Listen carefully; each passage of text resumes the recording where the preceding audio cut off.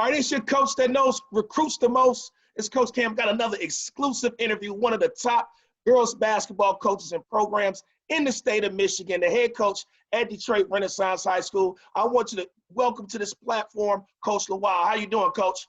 Hey, what's up, Coach? How you doing, man? I'm doing really good, man. Really good to try to stay basketball busy. So tell us about your basketball background and how you ended up at Detroit Renaissance. Okay, so I played at Southfield Lathrop High School. I played 1 year. I actually have more of a soccer background than a basketball background. Soccer? Oh, wow. Okay. Yeah, you know, I kept getting taller, but I kept getting cut. I got cut by Coach Character. I don't know if you remember Tyrone Character, but I got cut by him a couple of times. Then Mike Avery cut me once. I finally made the team my senior year. I went to Michigan, you know, just for regular school, tried out. Felt like I should have made it, didn't make it. Transferred to OU, played there 3 years. There was no scholarships available when I got there, so I had to, you know, be a walk-on for a couple of years. Finally we gonna talk about that. That's a different type of grind right there. Yeah. I walked on too. That's a grinder. That's a different monster, man. Yes, for sure. It ain't for everybody, man. But no, it's not. It's not. Did 2 years as a walk-on, got a scholarship. Was having a great season my third year at OU. Then it kind of plateaued and it fell and transferred to Wayne State. Finished up with Coach Greer. That's my man. EJ, Coach Neely, the whole staff over there, good people. Yeah, for sure. Went overseas, man. Started from the bottom, Middle East, lower Europe. Just kept climbing, just kept working and climbing until I finally got to the EuroLeague level. Got a chance to play for my I was born in Nigeria, so I got a chance to play for Nigeria in the national Oh, that's team. dope. You know, was able to win an African championship which qualified us for the 2016 Olympics. You know, I got a chance to be an Olympian. You know, so that's dope. Something to add to the resume, which is awesome, humbling. Yeah. But I actually got injured. I got injured my first game against Argentina. I actually got injured, man. Tore my patella tendon, complete rupture. Ooh. You know, so that's if anybody know, tendon is worse than ligament. If you know, yes, sir. You know. Oh, you know. So never fully bounced back. So I finally retired. But I had two little sisters. I have twin sisters they're 22 now. They just graduated from college. So they always kind of looked up to me. So they got to a point where they finally pulled me down and said, hey, can you teach us how to play basketball? This was around 8th grade. So I started teaching them. And what I realized was I was just really good at teaching them the game because they're late, you know. Of course. In the middle school, you're 4 or 5 years behind. Oh, yeah, without a doubt. So, you know, but I was able to really teach them, and by. But sometimes it's not a bad thing, though. It's not. So if you get a good coach, it's actually better than you start early and you got coached 4 or 5 different ways. I agree. And now you get caught as a 9th grader. Now I got to reprogram you. So actually, it's not a bad thing sometimes. You get bad teaching. When you get bad teaching at a young age, it's wired harder into your system. It's harder to unteach it. And so I have a couple kids that I've coached recently that I see that where you can tell they got bad fundamental work as kids. So trying to undo their bad fundamentals is really hard. But it's tough. I kind of realized from coaching my sisters that, hey, you know, I'm actually pretty good at this coaching thing. I can teach you a lot of things. I can teach you almost everything but how to shoot. I won't try to teach a kid how to shoot. I'll let you do that, Coach. It's funny because we had a brief convo in the summer, well, in the spring before COVID happened about, you know, you possibly helping us out because that's one thing I don't do. Oh, it's coming. It's coming. I don't put my hands. You ain't got to tell them it's coming, but it's coming. Right. It's coming. For sure. So, you know, so I realized from working with them, like, man, I'm pretty good at this. And I realized like a lot of people don't like, for whatever reason, they don't want to go on the girl side. And I actually enjoy being on the girl side because I think that there's a whole lot more teaching that can happen on the girl side. Girls want to listen. They want to learn, you know. They're going to listen. If they don't do anything else, they are going to listen. They're going to listen. They want to learn. They want to learn the game. So it's actually more fun. And once you can get past the gender part, you know, it's dope being on the side. So that's kind of how, so when I was retiring, I came home looking at different college jobs and I was applying different places. Then I quickly realized your playing career does not matter as much as people make you think it do when you're younger. Your playing career does not matter for your collegiate career. They want to know, can you recruit? They want to know, It's really nothing about X's and O's. Yeah, it's just relationship. They want to know relationships. Most head coaches is like, I'm the X's and O's. You know, right. I need you to get players. I need you to get players. I need you to know people and things like that. And so when you've been out the country for 10 years and you come back home, what's the first thing you realize? You don't have the same relationships as everybody else here. Correct. Most of your counterparts went straight from college to being a grad assistant, then straight from grad assistant to being a Dobo, from Dobo. So you just realize you were years behind the game. You're behind. You're behind a ball. Yep. Unless you just really have a strong connection with somebody, you know, you have to start fresh. And I got home, I'm 32. I'm not about to take a GA job. It's not happening. No. I've done too much in my life to take a GA job. Of course. That's how I felt. Like, I'm not taking no GA. I'm good. Right. So that was kind of, one thing led to another, man. A friend of mine said, hey, you know, there's a position open at Renaissance. You should try it. At first, I was kind of like, man, you know, I'm trying to do college. Then when I came around the kids, I said, oh, I got to take this job. Yeah. You know, I'm like, why you guys, the first thing I kind of asked them is like, why y'all losing so much? Like, right. Y'all got talent. I looked at the talent and I'm looking like, it's not adding up. Like I did a workout with them. I did one workout with them and I'm like, how are you guys not? I said, okay, well, maybe, okay. I said, well, because at this point, you got to understand, all I have is 3 years of watching Big Ten basketball. Yep. Understanding the talent in the Big Ten. Mm-hmm. Knowing that that's a Power 5 conference, you know? Right. So, okay, I have a good sense of what basketball talent is. Should look like. Okay? Yep. Right, should look like. So I said, well, maybe I'm tripping. Maybe I'm being too, you know how you gas yourself like, oh man, they really good, but right, and then you go see somebody else and be like, nah, it really wasn't that good. They was all right. Bingo. So I took the rest of that summer, 2019 summer. I literally watched anybody that somebody told me was good in the state of Michigan, whether it was, you know, boys and girls, or just girls. Just girls. Okay. All crossover kids, all Storm kids, One Nation, Mystics. I went out and watched as much basketball as I could. From May till August. And you can watch a lot of basketball in those months.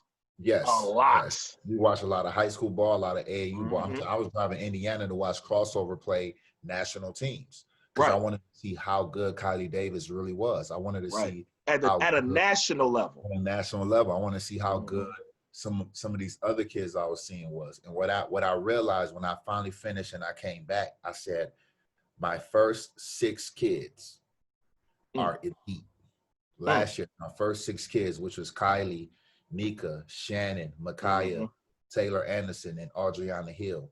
I said, I'm 6 deep as far as D1 talent.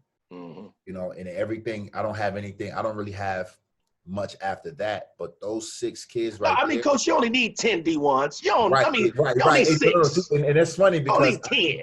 It took me a second to realize, like, this is high school. You can play for 32 minutes. For sure. So I'm like, man, so if I got 6 kids who, mind you, we've been working we've been getting that whole time. So if I got 6 kids that can play a high level and we can keep improving their skill, because they all have flaws, a lot of course. Flaws. What high school kid doesn't? Right. I said, man, I have a top 2-3 team in the state. You know, sure. Depth's got the depth over me. You know, they got way more talent, but there's only 5 people on a basketball court. Right. I can hang with them. Yep. You know, so that was kind of like what I deduced after that. So I said, no, we really are good. I said, and then I looked at Class A. I said, we're the best team in Class A. Yeah. Now, people didn't believe me because the year before they lost their first district game to Southfield A&T. So people didn't believe me when I said it. I said, but look, dog, this team right here can win 2 straight state titles. Man, okay. We got on the court. Right. We start playing, and, you know, I remember the first game when everybody was like, whoa. Y'all got something here. This is, you know, what y'all been doing? Like, it was like, like we played Wayne, because, you know, even in the summer, we were beating people, and we were beating people pretty well. Right. But it's summer ball. So it's summer ball. Right. So fall ball, we're whooping people. People's like, but it's fall ball. It's fall ball. That don't mean nothing. It does mean something. It does. Yeah, then we came into the scrimmages and we had a really bad game, our first mega scrimmage game at the LBI event. We played in Niagara Prep, and we played the old Renaissance came out. So everybody was like, yeah, they're not that good. That's the team we remember. Yep, that's the team we remember. So it kind of, everybody's like, yeah, you guys are, top this, but y'all not elite. Okay, cool. We go into the season, we beat West Bloomfield by 13, but people didn't know West Bloomfield was a really good team. And I kept screaming to people, West Bloomfield is a really good team. This was last year. It's not even this year. I'm like, West Bloomfield is really, really, really good. West Bloomfield had Maya Bobo. She was still 2020. She was 2020. But they had Logan Lewis, Lola Chambers, Sydney Hendricks, Diana Hooper, just had a flux of talent. They were a lot like us in the sense of they had a bunch of kids that were really good but hadn't been established on the high school level. Right. But they on the travel circuit level were pretty talented. They were established. Yeah. Right. So I'm telling people like, no, West Bloomfield is a top 10 team in the state. And people are like, no, okay. So when we beat them, it didn't hold that much weight. Right. So then we go into the LBI event and we played Wayne Memorial. And at one point we're up 40 on Wayne Memorial. This is the top 3 matchup. Right. And we're beating them by 40. Then, we ended up winning by 34 at the end of the game. And people were like, okay, really? That's how y'all doing it? It was like, okay. Wow, but you already knew. You tried to tell them, like, look, I tried to. You were a top team in the state. Right. I tried to tell them, and they didn't. They just had to see it. So once that happened, it was like, okay, now people wanted to listen to us. And it's still at the end of the day, it was still, what are you guys going to do against DEPSA? That's kind of like that was the measure. And the measuring stick. I didn't create that measuring stick. The rest of the state creates that measuring stick. Okay, no matter how good you are, what do you do against DEPSA? Right. And we take DEPSA to the last play. We almost catch, at least we almost send it to overtime, but I don't know if you probably didn't watch that. I don't know if you watched that game, but I made a rookie mistake where we were down 5, drew up a great play to get Kylie an open 3 and full court 3. And me not knowing the rule, I thought it was like college where a made basket at the end of a game is going to stop the clock. Stop. Yeah, it doesn't. So mind you, in the fourth quarter, we turned them over a few times. We've turned them over on the inbound a few times. We're really good at turning you over on inbound passes because of full court pressure. Right. So I'm almost certain that if Kylie makes a 3, we get about 4 or 5 seconds on the clock. We can try to get a quick turnover, a quick tie up, or call a timeout. So I have one timeout left. So Kylie makes the 3. So now we're pressing the inbound. And if you watch the film, Madison Wardell, she actually kind of freezes up a little bit. But she just holds the ball and the clock runs out. And I'm sitting looking at the refs. It was under 5 seconds. Like, what happened? Like, no, bro, the game's over. The game's over, man. Those are the kind of things that you don't learn unless you're in that situation. Like, people can tell you, you need to do this as a coach, you need to do that as a coach. But you learn those things in those moments. Like, there are things that I learned as a young coach that is just like now I just know it. It's ingrained to me. Like, I know. Like, and that's one of the things I had to learn as a young coach too. Like, why the clock ain't stopping? Like, dude, you had a timeout, just call a timeout. So, yeah, I can. I didn't want to. Why I didn't want to call a timeout too? Because we played East Kentwood earlier in the year, and they called a timeout. E. Lars called a timeout, and we just threw the pass long to Shannon. And then so we threw the pass long. They fouled Shannon down there. We shoot free throws. Game's over. Game's over. Yeah. So my fear was that if I called a timeout, it would give Coach Brown a chance to draw something up. Yep. And she's a good coach, so she would have drew something up with a lot of athletes to get the ball inbound. The game would have been over regardless. I mean, but I didn't. If I would call a timeout to take my chances. Yep. You still got to execute it though. Right. Still got to execute it. My dad told me a long time ago, don't take no timeouts home. Don't take them home. Hey, you can't use them at the crib. That's right, man. I learned that day, man. I learned that, it's a lesson I wish I didn't learn that way, but hey, it makes for a better story. So, of course. Yeah, so tell us about your team, Coach. So we've had National Letter of Intent Day last week where you had some girls sign to go Division I, to go Division II, all over the country. So I want you to talk about your team, talk about your seniors who have committed to play college, who they are, what school they go to, because we've talked about them on the podcast, but it sounds different coming from the coach. So tell us about your team. So I have my dynamic point guard, Kylie Davis. First, I got 8 kids that are 2021. So I got 8 seniors on the roster. Kylie Davis is going to Northern Kentucky. I think Kylie is a kid that scored 1,000 points in the regional semis last year. So prior to her senior year, she scored 1,000. Yeah, she scored 1,000 in the regional semis. And if we would have actually played it out, I think she would have gotten close to about 1,300 because, yeah, I mean, in the last 4 games, well, 1,300 is no, I think she would have got close to 1,200 because one thing I put a lot of limitations on Kylie compared to the first 2 years. First 2 years, she had the ball in her hands a lot. And I kind of rewired her game to be able to play off the ball a little bit too. So Kylie actually, which is going to help her for the next level for sure. Which she's starting to understand that now. But Kylie does a phenomenal job, you know, playing with her teammates and kind of letting her teammates grow. You know, I think Kylie has a chance to win Miss Basketball this year, despite what people may think, because if she's the best player on the best team in the state, you know, why wouldn't you be? What else is the criteria? Exactly, especially if you have the stats and all that, you know, already. Also, you know, I think Kylie's a kid that could have played at a higher level, but for whatever reason, mostly for her height, you know, high major schools didn't fully recruit her. They would show interest, but nothing solid.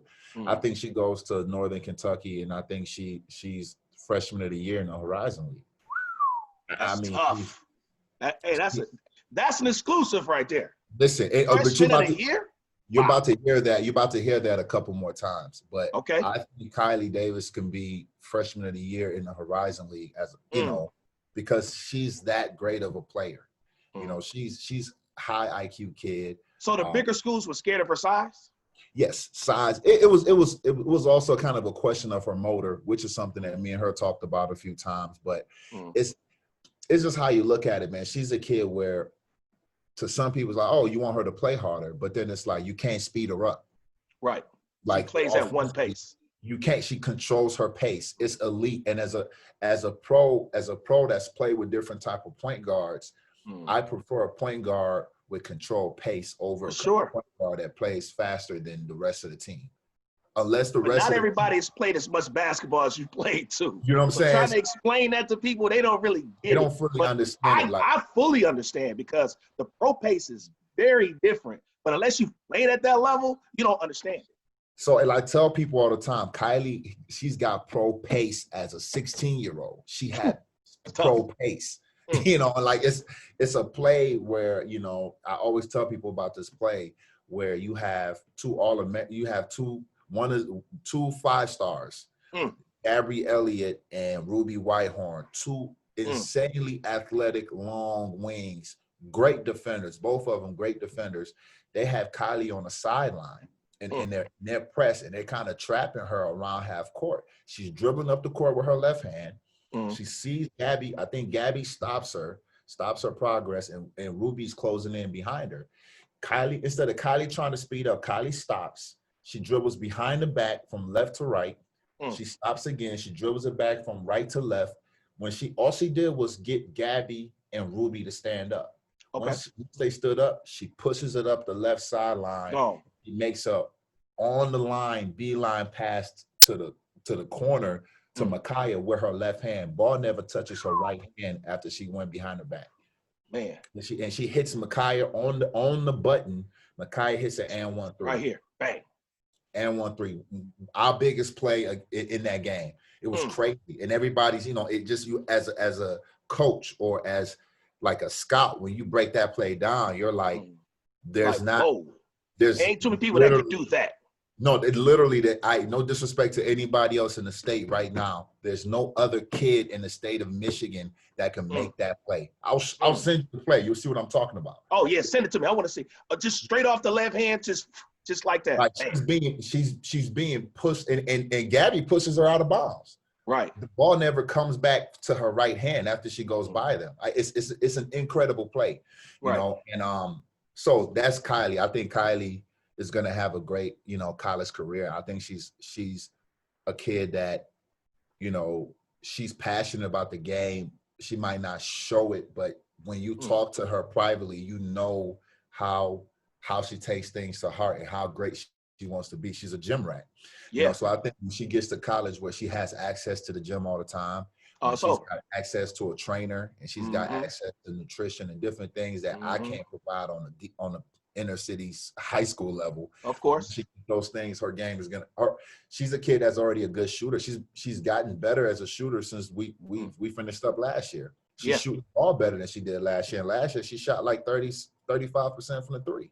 Okay. You know, so I think depending on how smooth our offense runs and how much she can be off the ball, I could see her shooting 40 from the three this year. Okay.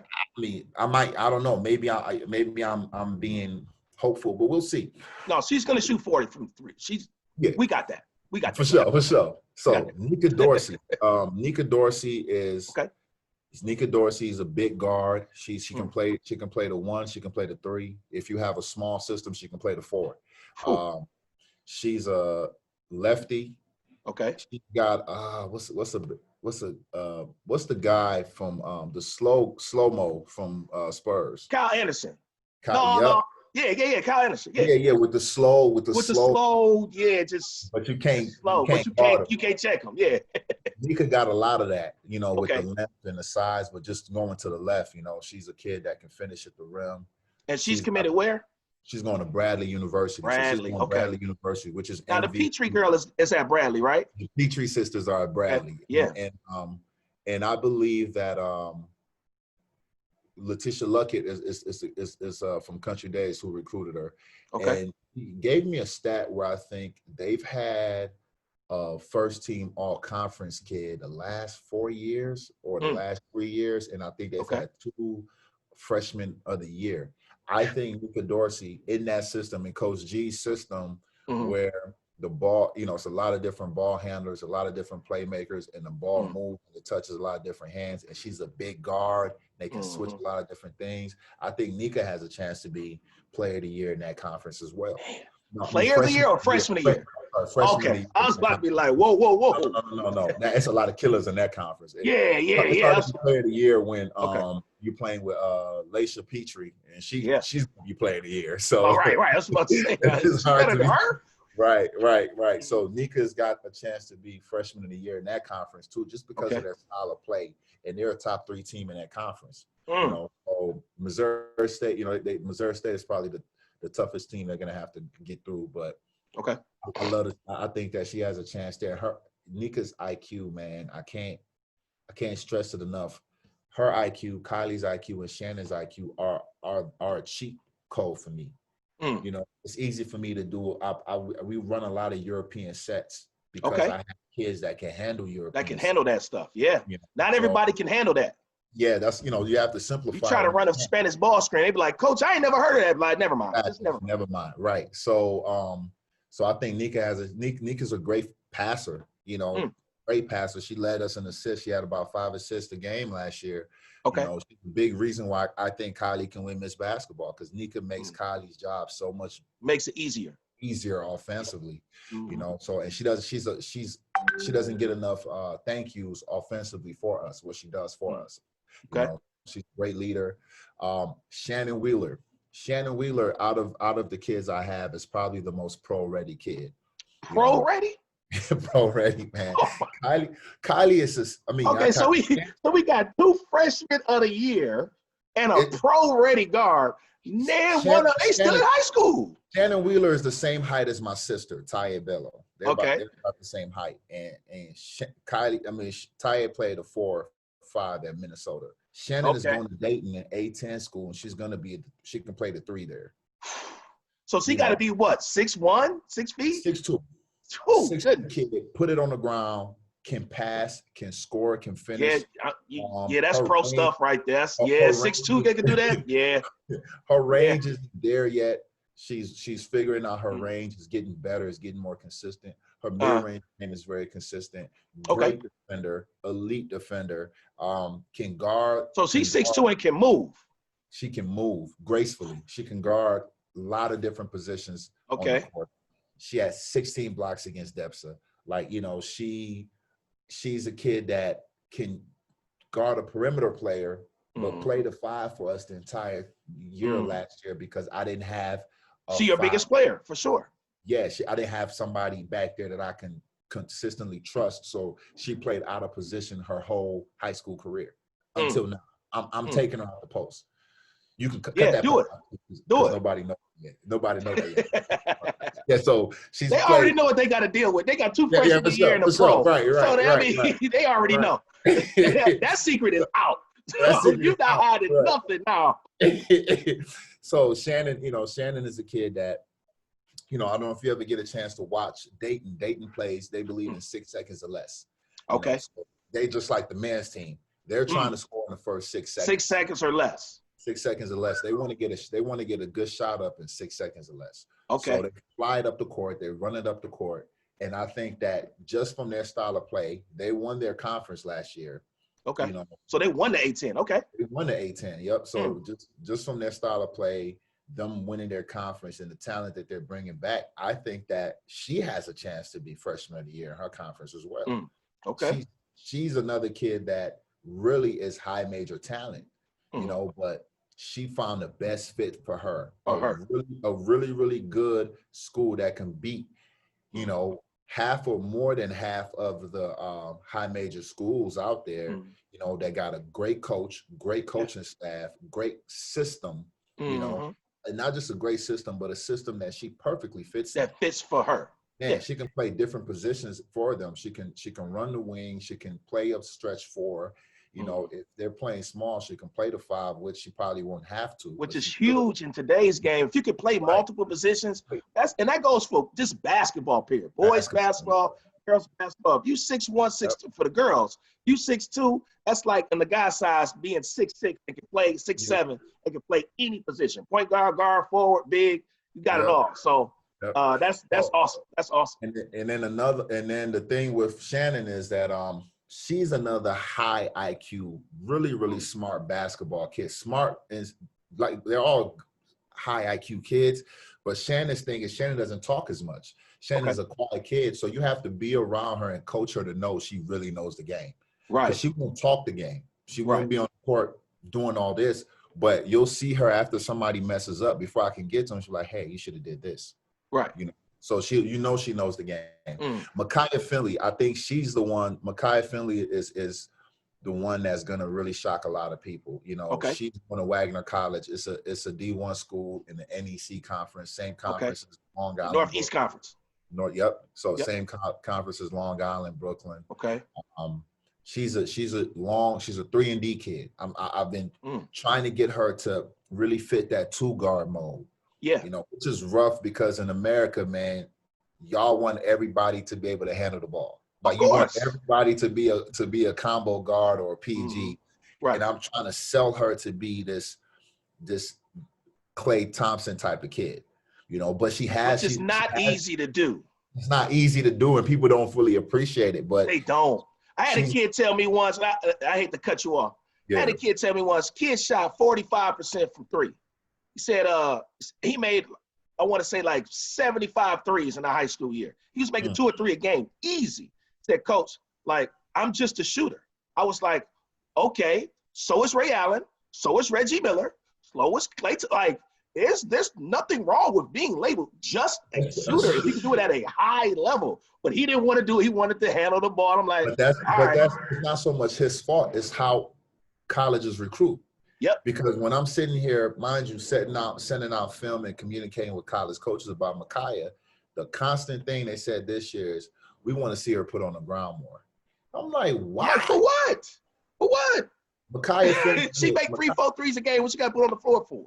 Makai hit 3 threes in the first 3-4 minutes against Wayne Memorial. She hit 4 threes in the first half against Flint Kersley. Why do you want a microwave kid like that to put the ball on? Put on the floor for what? For what? But at the same time, and the crazy thing is, those same coaches during their year, they were like, "Man, we need somebody that can make some shots." Shooter, yeah, we need a shooter. Like I'm trying to give you a shooter. It go up right here, but you want them to dribble the ball. All right. And she's got length. She's got length to be a defender. Put her in the press. She's very effective in the press.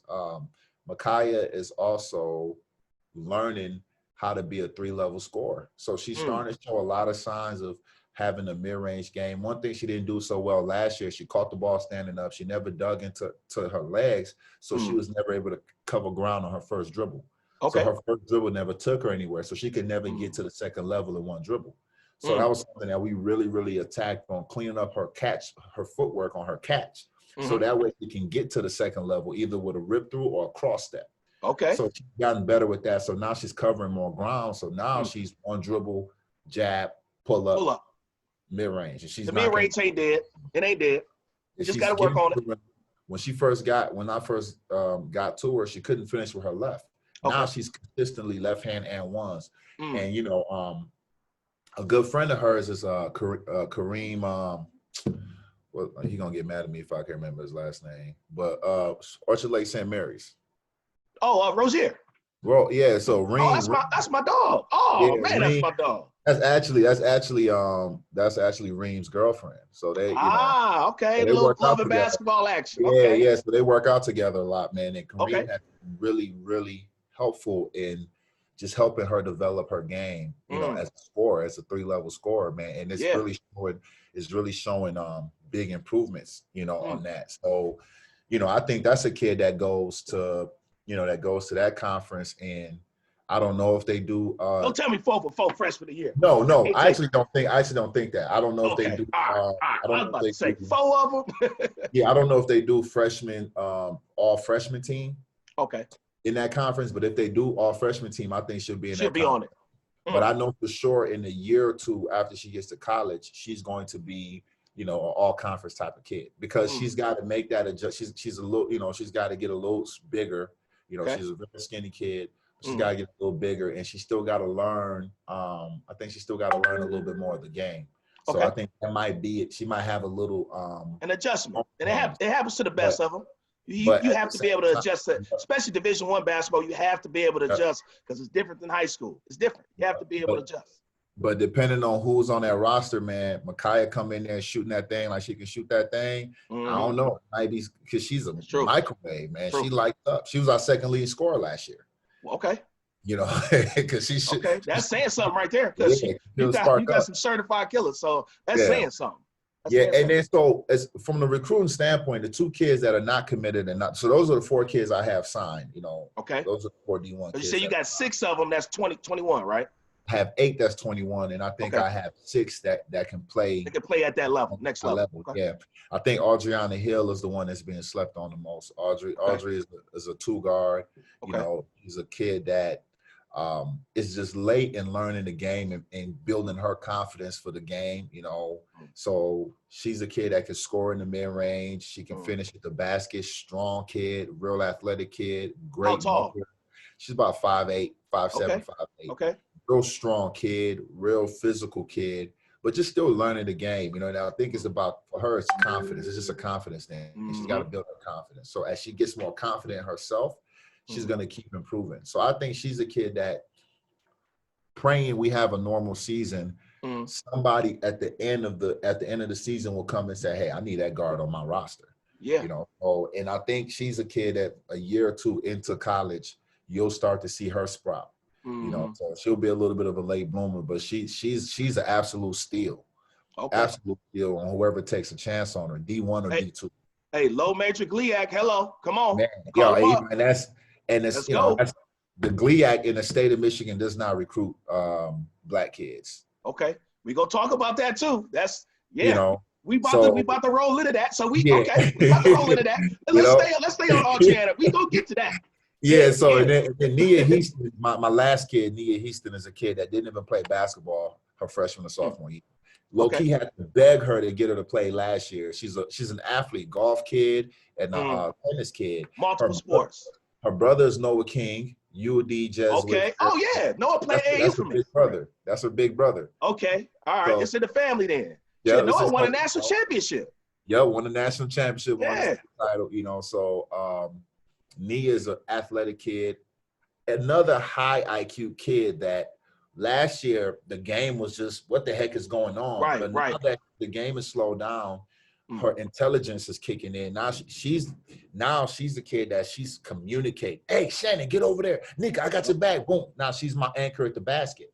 6'1" kid, physical kid, loves contact, loves being physical. She's lost a lot of extra weight, so now she's trimmed up. You know, so now she's ready. She's ready to be aggressive. She's ready to kind of be the racer back there. You know, and she just changes the dynamic of our team in the sense that now Shannon doesn't have to play the 5. Right. You can put her off the block. I could put her off the block. Move her around. Yeah. And Nia's running out there setting dog screens, man. I'm talking about laying people out and then rolling to the basket. So now you got a 4-out, 1-in system where Nia's doing all the dirty work. She's rebounding, you know, she's crashing the glass. And I think we're bigger. Okay. We're still just as athletic, but we're bigger. We're better offensively because nobody has to play out of position. Right. You got everybody playing the right position. Yep. And we're better defensively because we're bigger, we're stronger, you know, we're faster. So it's a beautiful thing, man. And you got a kid like Adrienne Hill coming off the bench, Christian Sanders 2024, which you will get to know her soon coming off. Oh, yeah. I'm familiar. I'm familiar. Yeah, we got the young. You got to have a couple in the tuck with like, look, you have to wait your turn, but you know, these girls gonna teach you how to play. Hey, Michaela Johnson, long 5'11", 6 feet long shooter that nobody really knows about is gonna. Oh, they're gonna find out. Provided we have a season, and we're gonna have a season. They're gonna find out real fast, So tell me about this, Coach, because you talked about recruiting. And on this platform, we like to talk about recruiting. It's called Recruit the Mitten. So the first thing that I noticed when I started looking at your girls, I'm going to be quite honest, I started seeing Bradley, I see Wagner, I see Dayton. I see a lot of non-Michigan schools. So I don't know what it is. On the boys' side, I call the boys out. Like, look, y'all crazy for not recruiting these kids that, you know, that play for Michigan schools. So on the girls' side, like, what is it? Are these programs better fits? Are the NCAA schools just not paying attention? They have to be paying attention. You're 19-1. You got 5 Division I girls. So, like, if they're not paying attention to Detroit Renaissance, they must be living under a rock. They have to be. So what are these Michigan schools doing to let these girls go to school out of state? Man, and it's not just Renaissance. I would say that, you know, a lot of other because the girl from Kalamazoo Central committed to North Carolina. Right. I would say that the Michigan State do recruit some of the high names in the state. They offer and things like that. I'm not in their regular recruiting conversations and relationships to know what they're not doing or doing well. Right. I'll speak on the mid-majors because Michigan State talked to Shannon a little bit, but they weren't really interested in Shannon. Okay. I will say that for the mid-major schools, I can say that Keisha does her job. Keisha Blanton at OU, she does. Okay. She recruited my kids. She better. You're an alum. You played there. Right. Don't be silly. I would say Cassandra Calloway. She's left now, but I think Cassandra tried to do a good job at Eastern of recruiting kids. But the rest of the state, I think they take some convincing, and they will offer certain kids. But I think what kind of happens is, it's weird to explain the dynamic, but it's like when you're recruiting mid-major kids in your own state, it's like you almost want to get the best one. Right. So all the schools recruiting one girl. It's like it's more than just one. They recruit above certain kids. Like, for instance, I think Makai Finley is a MAC talent. I think Makai Finley could play in the MAC, but none of the MAC schools seriously recruited Makai Finley, which is fine. That's what it is. But I think that when you have a kid that long and that can shoot the ball, and that's from here, I think it's a no-brainer. But it'll be a no-brainer. Being recruited, no problem. Because they got to go somewhere. And that was the thing that I was talking to a college coach yesterday, and he's like, Coach, how are all these girls and these guys getting either under-recruited or they going out of state? I'm like, they have to go somewhere. They're college-level players. So if the schools in state don't recruit them, that's on them. They still got to get out and get to the gyms and offer them. But they got to go somewhere because they're college-level players. And I also think, I don't know what it is, man. There's something about getting a kid from a different place that takes precedence or onus, man. And I speak carefully because I know some of my kids did get recruited by mid-major schools, and some of them did get offered, but it's almost as if like certain kids had to, it was all eyes on the same kids. And then after that, we'll figure it out. And, you know, you can't change somebody's opinion on somebody. If they feel a certain way about a kid, they're going to feel that way. They ain't going to change. Feel that way about a kid. And it's not fair for you to try to change their opinion, because even if you do change their opinion and that kid goes to that school, now how do you know they're going to be happy there?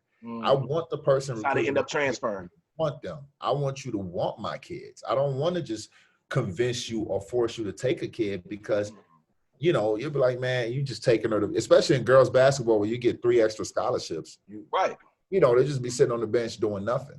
You know, so what do you mean? Hold on. So what do you mean 3 extra scholarships? So explain that to our platform. I don't think they caught that one. I caught it. I don't think they caught that one. So due to Title IX and just the equality piece of college athletics, girls basketball gets more scholarships than boys basketball on the D1 level. What that means is you have more offers to have, which sounds good because, that's more free school to give to girls, but that's less playing time. You know, so you probably got some girls who are probably sitting at the end of some D1 benches that can play in the GLIAC, that can play in low major, and they just wasting time just because they're at a big school just sitting on the bench. It happens every year. I mean, and because you coached, what's a college rotation? 7, 8? 7, 8 max. If you playing 10 players, they better be really, really good. It's hard to play more than 8 guys. If you're playing 10 players, y'all playing a pace that's breakneck pace. And you're you're a Kentucky or somebody that is blowing teams out. Like when we played Ferris the year that they won a national championship, they played 10. But those 10, 5 of them was Division I players. So whenever they took somebody out the game, it didn't stop. But for 40 minutes, you got a high-level player for 40 minutes. And seeing, so you know, and that's rare. So let's give them the benefit of the doubt and say there's 8 kids on your roster and you're in your rotation. That almost half of your roster doesn't play. Oh, not doesn't. I'm sorry. Almost half of your rotation, half of your roster don't play. Right. What does that say as far as how a kid is being recruited? You know, so that means that you might recruit a kid that you don't really want because you're trying to fill your bench up. That's something that you have to try to explain to student athletes when they're being recruited by certain schools. Do they want you, or are they filling a spot? You know, and then now, play, or you just on the team? And then now with them added, with the rules they've added on the NCAA level, where kids can stay, the seniors can come back. Man, that's tough. That's tough. That's hard to deal with right there. Like the class of 2021, you got to be pretty. You got to be. Yeah, they got screwed. They got screwed, but you got to adjust. It's just like anything. You have to be able to adjust. So tell me this, and this is not one of the things I didn't think of until we started talking.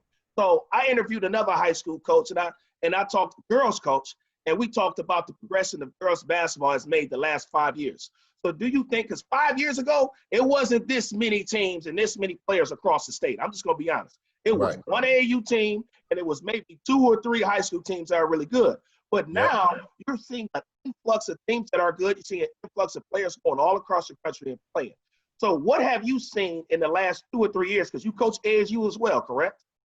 So what have you seen in the last, let's say, 3 years that has gotten girls basketball to the way it is now? I'm going to tell you, 5 years ago, I wasn't talking about girls basketball. It wasn't a whole lot of people talking about girls basketball. So what have you seen last 2 years? It's social media. That's a simple answer. It's social media. It's really just the branding. It's the branding of female athletics, women's sports being more branded and being more discussed. You know, that's really what it is. If you were to go back 2010, 2011, and I was to open up a list of kids that came out of the state of Michigan, you'll see nothing but high major kids that went boom, boom, boom, boom. I'll go back 4 years. Let me go back to when my sisters graduated, 2016. You know, you just looked at the list of, you know, the kids that came out of the state of Michigan, and everywhere they went, you'd be like, man, these kids went a lot. You know, if I was to go back to back around when I came out, if I went to 2006 and I showed you it's just now girls sports get almost equal footing just off of Twitter. Like now, like, you know, I think you made a mention of this. I was listening to the podcast and we were talking about the top 4 teams to talk about. And you said, man, if you don't have, at this point, if your high school team doesn't have a Twitter page, what are you doing? What are you doing?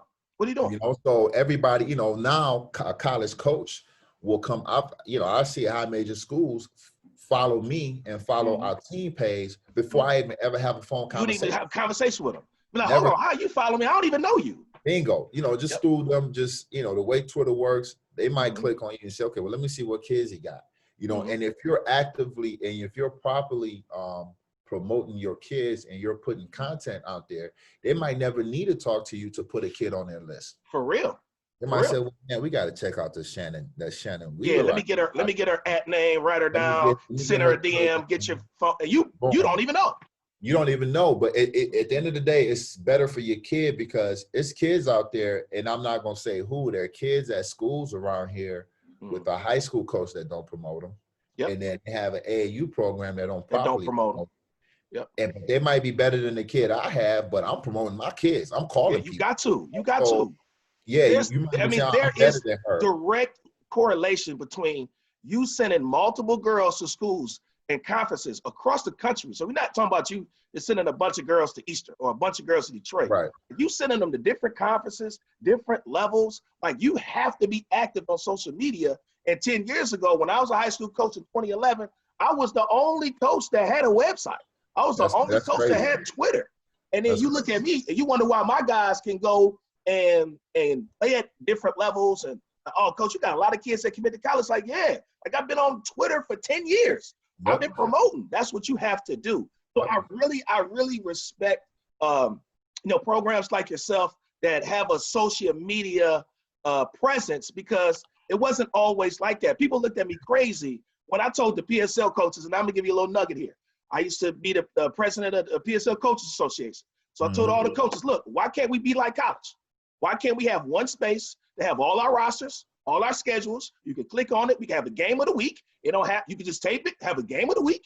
You can, and just have one place where the college coaches can go, and then they can recruit all our players and not just mine. Oh, coach, so you mean to tell me I need to give you a roster?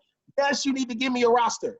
Like I had it all set up. It was PSLHoops.com. This is 2011. They looked at me like I was crazy. They said, coach, why should I give you my roster? I'm like, I'm trying to help you out. They're lazy. But so I hope Anika doesn't listen to this and get it. But so here, and me and her, we some of the people in charge of the PSL, they have the same frustrations you have and I have.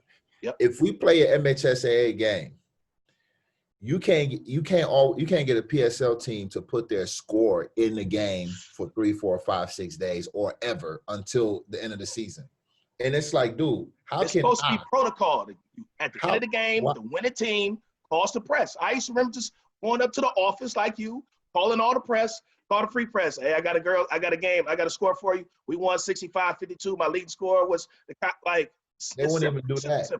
And so now if you don't do that, how can a college coach in season keep up with your kids? They don't have max prep. They won't do max prep. You know, max prep is free. Yeah. Yep. It's free. It just literally takes effort to put max prep. And that's the frustrating, and I'm gonna talk from the college coach's side. The frustrating thing with a lot of high schools is finding information about teams. So it's good that you have some programs that are active on social media, because if I need to go see a game, like, okay, I got this kid, I need to go, it's Tuesday. We ain't got a whole lot to do. They playing tonight. Okay. One time I sent my head coach to the wrong gym because 2 coaches sent me 2 different schedules, and now he at the gym and there ain't no game. Now I look crazy, but when you go, sometimes you go out of state, you go in Indy, you can look up everybody's MAC prep. A roster there, stats is there, schedule is there, Max prep is mandatory in certain states. Oh my goodness. It's free. It's free. All you gotta do is be able to use it. But that's one of the things, Michigan, and it starts with the MHSAA, we've been behind for 20 years. And until we need coaches like us that say, you know what, we don't need them to promote our program, to promote our girls and our boys and our basketball. So we're gonna find a way to get it in. So with that, let's roll into this next one, Coach. We got this 3-week shutdown, and, you know, we can't have games. It was, you know, you guys have been practicing, ball has been rolling. So how do you feel about the 3-week shutdown, and how do you keep your girls engaged, even though, okay, in 3 weeks, the governor say, all right, we're right back on. So how are things going with that? We're going to try to do virtual workouts. Okay. So virtual workouts, I've encouraged them, hey, if you guys want to work out on your own, if you can find, because they didn't shut gyms down, they shut high school athletics down. So if you can find a safe place to work out, you know, and safe place to work out, please do, because I really don't want anybody to get anything. Right. So be mindful of who you're around, because there's a lot of irresponsible people. But if you can find a safe place to work out, man, go work out. But we're gonna try to watch. You know, we have Huddle Assist, so we can watch film virtually together. Okay. Microsoft Teams, we're gonna work out virtually together. When we had a shutdown in March, I tried to get them to work out virtually, or give me visual proof of them working out. I'm not doing that. But this time I'm like, no, it's not. You're doing it. You're doing it because, you know, I can't afford for you guys to get out of shape and things like that. But even more importantly, man, is their mental health. You know, it's because these I have a group of kids who a lot of people said it, but if you looked at how many was it? If you looked at the 32 teams that was left in Division I last year, Heartland, maybe we never played Heartland. East Lansing, when we scrimmaged them, they didn't start their seniors, so I can't really count that win against them. But outside of those two teams, maybe East Grand Rapids, there was no team that was left that we felt like we couldn't beat. You couldn't beat. Yep. So we felt like we were going to be state champs. It was your year. It was your year. You said back to back. Yep. A state championship was taken from us last year, and then I returned everybody. Taylor Anderson transfer, which was definitely a big piece of our team, but I returned more than anybody else returned. You know, so now I got kids who feel like they've already lost out on one state title. They don't want to lose out on another one. Lose out on another one. Yeah. In 2 years, like that's heartbreaking. It is. It is. You know, that's heartbreaking. It really is. I mean, when you think of from the basketball sense, it really is heartbreaking. And you gotta make sure that, you know, the kids' mental health is in the right place. Right. So watching film online, working out online, those are great ideas. But you gotta keep them engaged, because if you don't, they're gonna sit around for 3 weeks, and then all the work you done put in over the spring and summer, you done lost. You done lost. I done had kids who over the pandemic took 4 steps back, and they went from being a recruitable athlete to somebody that don't look like you can play college basketball. Yeah, that's happened because of the pandemic. That happened with a couple kids that I was training. And the other piece of it is, mind you, these kids already don't get social interaction because schools are shut down. Right. So now they can't even get that little bit of 2-3 hours a day social food that they were getting from basketball. They can't get that either. So now they're isolated at home from morning to sundown, and they're losing their minds. They're claustrophobic. I'm sure they are. You know, so I don't know. I mean, just got to try to keep them engaged for 3 weeks. Thank God Thanksgiving is in the middle of it. So Thanksgiving with the family, that can really help. And just once you come out of Thanksgiving, you got 1 week left, well, a week and a half left. Right. You know, so just kind of hope it works itself out, I guess. Yeah. So tell me this. So I got a couple more things before I let you go, Coach. So tell me this. So now, you know, I bet 5 years ago, you probably didn't think you would be a head varsity girls basketball coach. So what's next for you? So do you feel good in this role? Do you feel like this is something that you want to do? Do you want to move on to college? Are you trying to, you know, what's next for you, Coach? Well, I'll be candid and I'll say this. Most college coaching jobs, especially in the state of Michigan, or depending on the level or whatever, they net you a certain capped amount of money, right? For sure. Yep. So if you can create that type of income on this level, like let's say you can get a job as an assistant somewhere in the state of Michigan and you know I'm being generous if it's not the 2 high major schools. Let's say you can get a job for 120, right? I'm being generous. Let's say you can get a regular 9-to-5 job with a real baby small coaching stipend, and then some type of, you know, second or tertiary income of basketball related. that gets you to about the same number or below the same number, which one would you do? I'm taking a 9 to 5. Bingo. Because you're going to enjoy yourself more, you're going to enjoy basketball more, and you also get a chance to work with kids more than, even though college athletes are still Shoot, young. I coach girls for 100K now. Hold on, coach. Now, You know what I'm saying? I'll add these numbers up. I coach girls for 100K right now. Right now. Right. Like I said, I was being generous with the number, but right. I know. I would rather take something where I'm getting to enjoy basketball and build kids. It's a beautiful thing when you see a kid building as a person, not just on the court, off the court. It's a beautiful thing. It is. So I honestly, I can't say that I wouldn't coach in the future, but man, I'm having such a blast coaching on this level. And then the thing with me is, you know, I've already promised my 24 kids, I'm gonna be here. I'm gonna be here when y'all graduate. Yep. You know, so you know, I don't have any promises past that, but you know, Christian and Michaela, I looked them dead in the eyes and said, I'm gonna be here. You know, you know, so I don't see myself in the next 4 years doing anything different.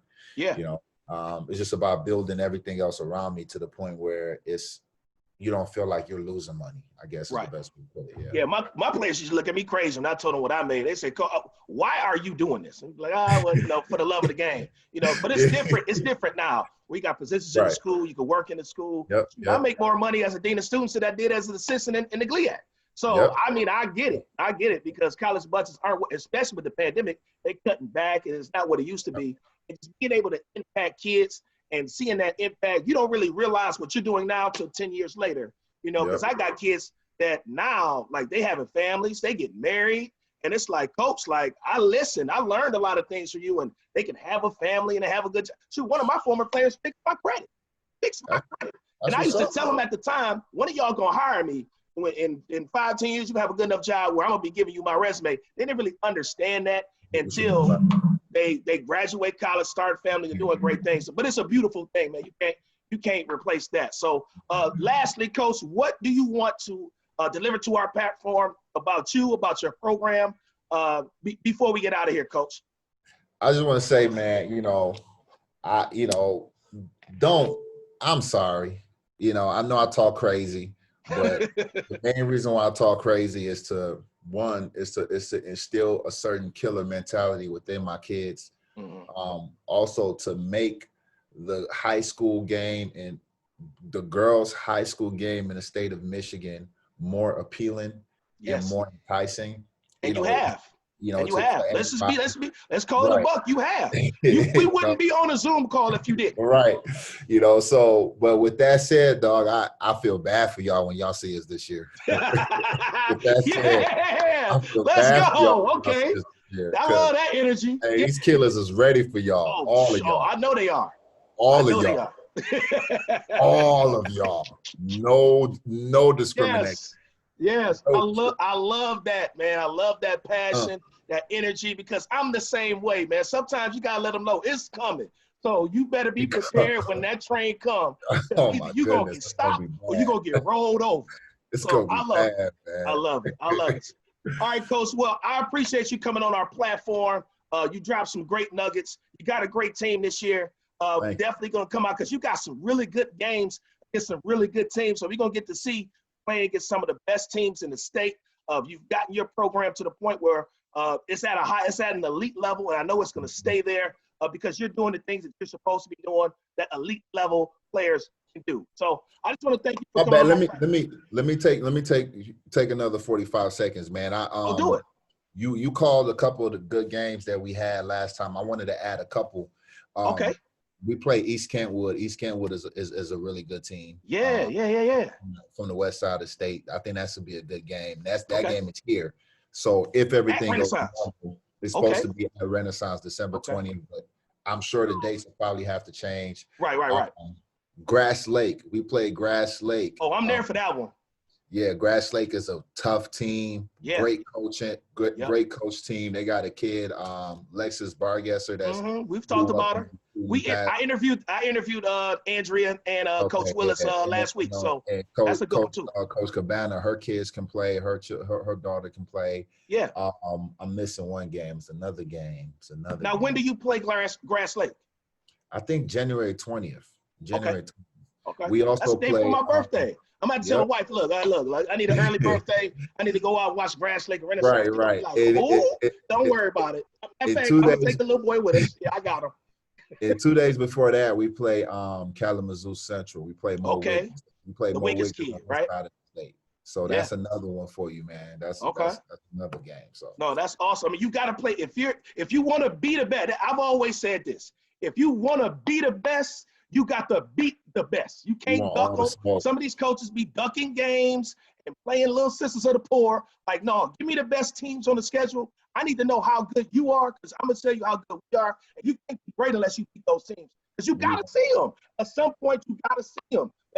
So might as well let's get it out the way. Let's do it. So I appreciate that. There ain't a lot of coaches. A lot of coaches duck and smoke. Let's just call it 100. They duck, smoke, and they don't schedule teams they supposed to schedule. Get them on the schedule. Let's prove it. Come on, Edison. Let's go. Come on, All the smoke. yeah, bring it. Let's go. I appreciate that. All right, Coach. Thank you, man. All right, thanks for coming on our platform, Coach. Good luck this year, and we'll talk to you soon. Okay, cool. All right, peace. Peace.